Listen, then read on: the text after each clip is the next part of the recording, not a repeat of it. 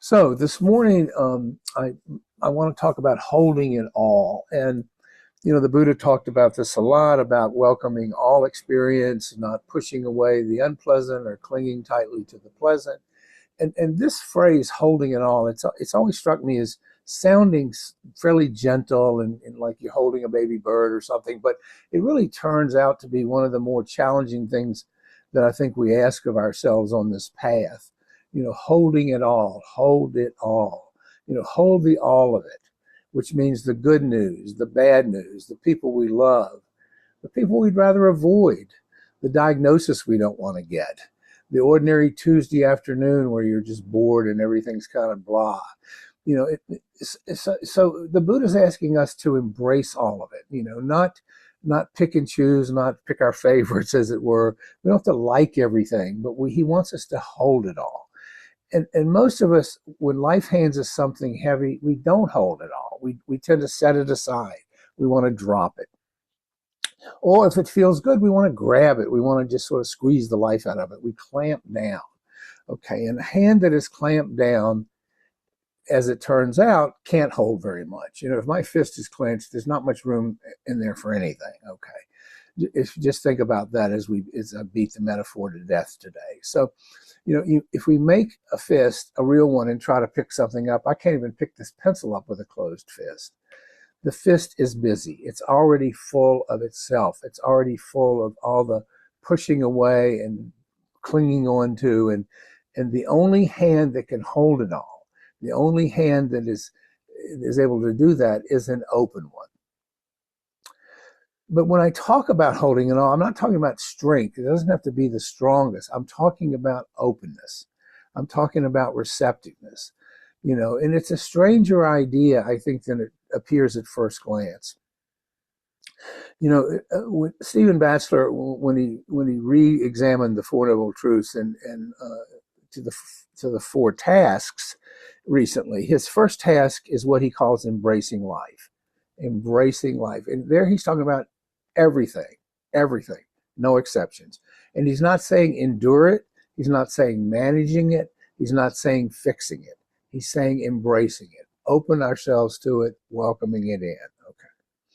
And the whole is, when he says embracing it, much of it is what the Buddha called dukkha, which usually translates as suffering, but you often hear me say, I think that's too narrow. I think dukkha is much wider than just obvious suffering, like a toothache. It's birth, it's sickness, it's aging, it's death. It's being separated from the people we love. It's being stuck with what we can't stand. It's being not getting what we want. It's getting what we want and losing it. I mean, the list goes on, and none of us escapes it. We can deny it. We can pretend it's not there, but sooner or later, it's going to come up and bite us. So the challenge here is to hold it all. It's to stop pretending that you or me or any of us were handed a different list of things to hold than anyone else. That somehow we're going to escape any of the things I just listed: birth, sickness, death, loss, and so forth. And here's the distinction that took me years to actually feel it and experience in my body. Holding is not the same as grasping, okay? In Pali, the word is upadana, clinging, the white knuckle grip, grasping. Okay, that's not holding. That's clinging. And clinging, it's not the pain itself that manufactures most of our suffering. Okay. If you've ever walked, as I do every day, with a strong dog that wanted to go somewhere you didn't, you know the difference in your shoulder the next morning. Okay. The dog's pulling either way. I know this one well. But if I hold the leash with a firm, soft hand, or I can do that, or I can wrap it around my knuckles and brace myself, only one of those leaves my shoulder wrecked the next day, obviously. That just bracing, just tightening on that leash. If I hold it firmly but softly and kind of let the dog go where they need to go, no pain the next day. The pull itself in either scenario is not optional. The dog's going to pull both scenarios. The bracing is what's optional. And notice that we do the very same thing for good stuff. Okay. Something wonderful arrives in my life. Instead of simply holding it, appreciating it, savoring it in the moment, I clamp down. I'm terrified I'm going to lose it. It's going to go away. I squeeze the life out of it before it's even gone. And what does that do? It, it takes away the pleasure in the moment, and it causes me suffering when it goes away. It's a lose-lose. So think, those of us that are parents, think about watching a child grow up. Okay. The grip that tries to keep the sweetness of the child and hold on to that is the same grip that crushes that sweetness. Okay. This is fairly nuanced at times, because it may look, with my dogs, it may look the same, but the bracing is where it gets me into trouble. Now, I need to say clearly what holding is not, because it gets misread all the time. It gets misread in Buddhist circles, and it certainly gets misread by folks that aren't on our path. Because this is not indifference. This is not indifference. It doesn't mean I don't care. It's not floating above life, pretending that nothing touches me. I'm in such an ethereal, advanced state of consciousness that nothing lands on me. That's just numbness wearing spiritual clothing. That is not what this practice is about. It's not escaping from life. It's not escaping from this practice. It's not gritting our teeth and enduring. That's just a slower but nonetheless closed fist. And it is not giving up. It doesn't mean we just throw down the towel and walk away. Okay. The word we reach for here to really capture this is equanimity. And as we talk about here often, equanimity does not mean that I don't care. It just means that I hold things lightly. It means caring fully, but staying steady nonetheless, not getting so easily knocked off balance. It means meeting the changing winds of life, which are constant, without being knocked flat by every gust of wind. That's what it means. We cannot hold things lightly. We can't hold them skillfully without equanimity. Now, that said, we can be weeping with sadness and still be equanimous and still be practicing equanimity. And I have watched people, certainly in my career, watched people do this in the same breath. In my bereavement group, I see this. People crying their eyes out, but staying grounded. Part of what makes holding feel impossible sometimes, holding it all, is a hidden assumption tucked inside the phrase that we have to hold it all at once and we have to hold it all by ourselves. Two false assumptions. We don't have to do either of those things. We don't have to hold it all at once, certainly, and we don't have to hold it by ourselves. We only ever hold what's going on in the moment. I'm not holding what's going to happen tomorrow. I'll get to that tomorrow. I'm not holding what happened yesterday. I'm letting that go. I can't change that. I'm holding right now. And I'm holding it lightly. I'm not squeezing it to death. I'm not pushing it away. The catastrophe that I'm rehearsing for tomorrow, it's a rehearsal. I'm bringing tomorrow's grief into today's experience. What's the payoff in that? I mean, that's one of the surest ways I know, and believe me, I've been there. The surest ways to suffer a thing twice. Because as I often say, aside from what I had for breakfast this morning, I really can't control much of what the day's going to bring. I can show up here with an agenda, with a talk, with everything lined up, and just fall on my face. I just don't know. We don't know. I'm fighting a cold. I can show up and just spend 40 minutes coughing at you. As I often say, we need to not get in a wrestling match with things we can't control, because I promise you, you will lose every time. And that loss will be painful. That loss will include suffering.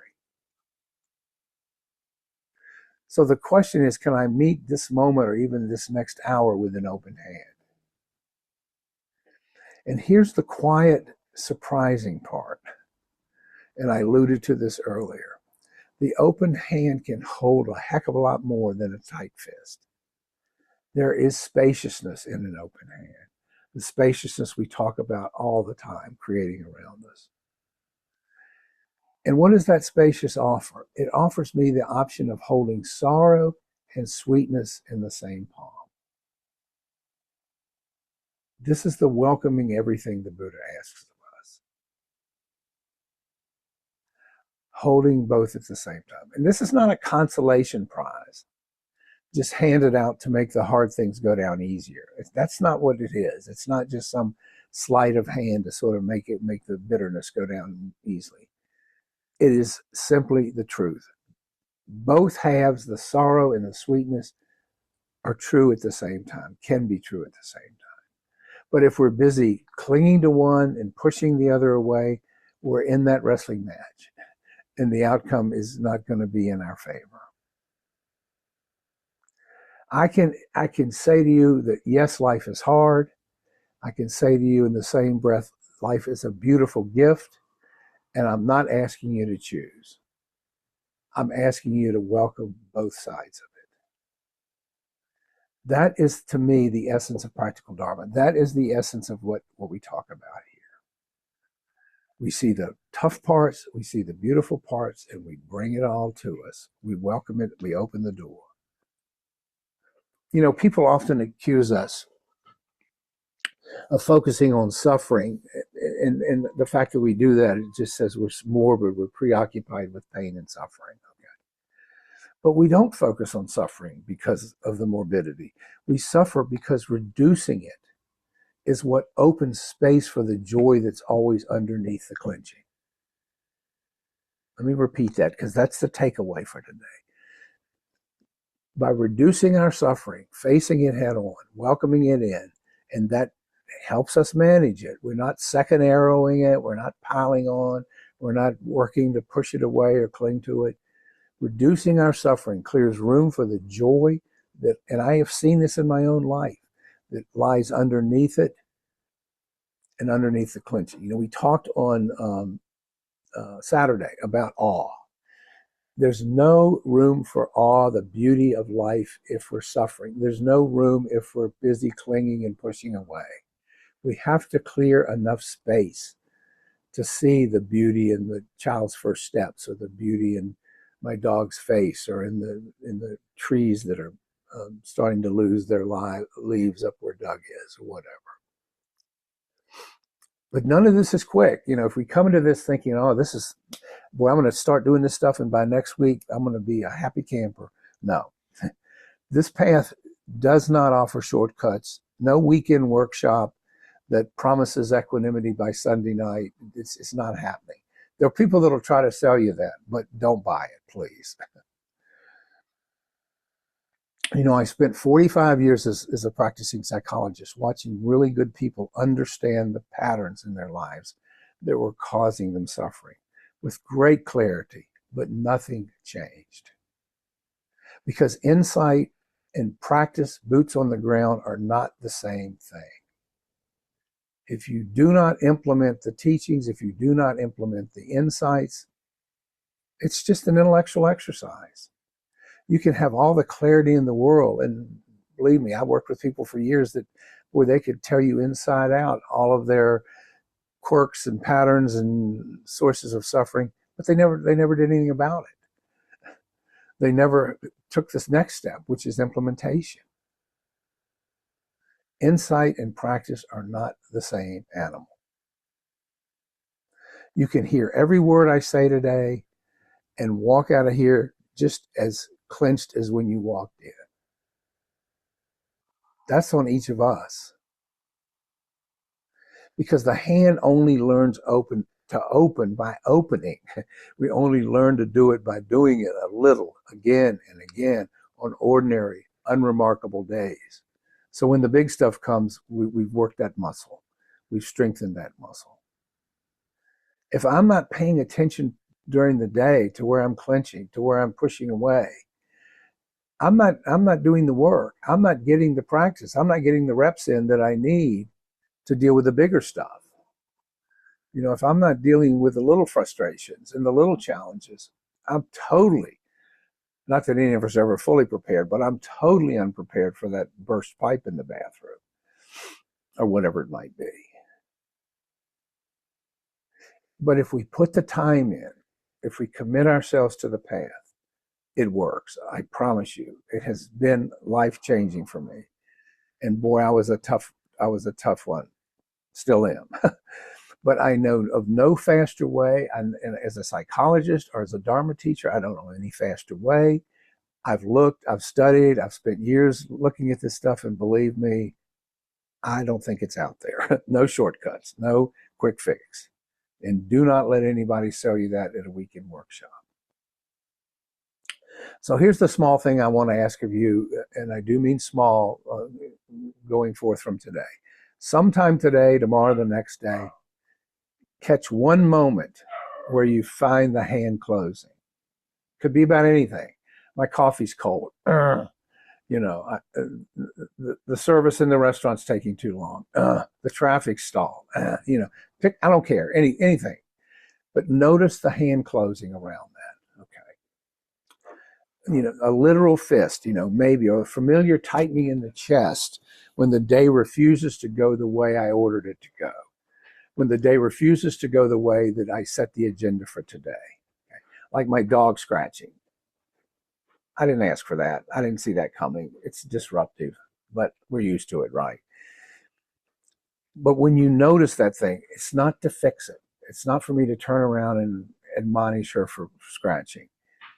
I don't judge it. Don't think, you know, this is terrible, this is awful. Just name it. Oh, I'm gripping. I'm gripping. This is what Jeff was talking about. This is what gripping feels like. I feel it in my chest. I feel it in my jaw. I feel it in my tightening, in my contracting. And see if for one breath, just one breath, one finger, not the whole fist, can open, can loosen. Start small. Start small. That's the whole assignment. Just want you to pay attention, as we always talk about. Can we open it just a little? Can we let a little daylight into that closed fist? About anything, because it's there all the time. The little day-to-day annoyances, suffering, the things that accumulate, and then we come home and, you know, snap at somebody. But again, please, as the Buddha taught, don't take my word for it. Don't believe it because I said it. Try it out. Watch it. See what happens. See if you can open that fist just a little. And then check in with yourself to see if you can feel just a little lightening, just a little more freedom, just a little more spaciousness. So those are some thoughts today on holding it all. Let us talk about it. Let me do the stop the recording. There we go.